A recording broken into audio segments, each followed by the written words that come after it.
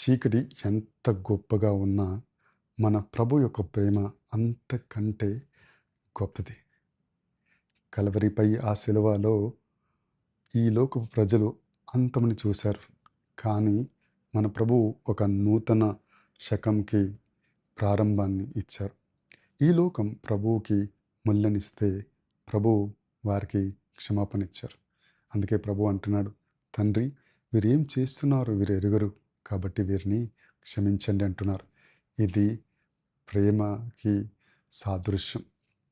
మన నలిగిన హృదయం, మన పాపాలు ఆయన రక్తంలో కడగబడి మనము నిర్మలం అవ్వగలుగుతాం.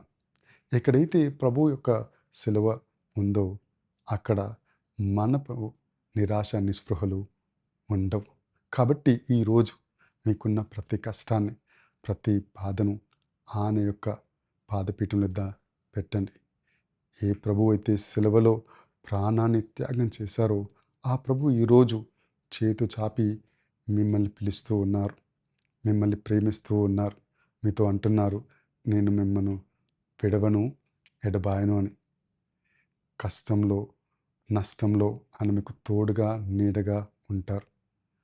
మీ అనారోగ్యతలో ఆయన స్వస్థతను ఇస్తూ ఉన్నారు. మరణంలో జీవాన్ని ఇవ్వగలిగిన శక్తి మన ప్రభువు కలిగి ఉంది. కాబట్టి ఈ శుభ శుక్రవారం ప్రభువు చేసిన ఆ త్యాగాన్ని గుర్తు చేసుకుంటూ ఆయన స్తుతిద్దాం, ఆయన మహిమపరుద్దాం. దేవుడు మిమ్మల్ని దీవించును గాక. ఆమేన్.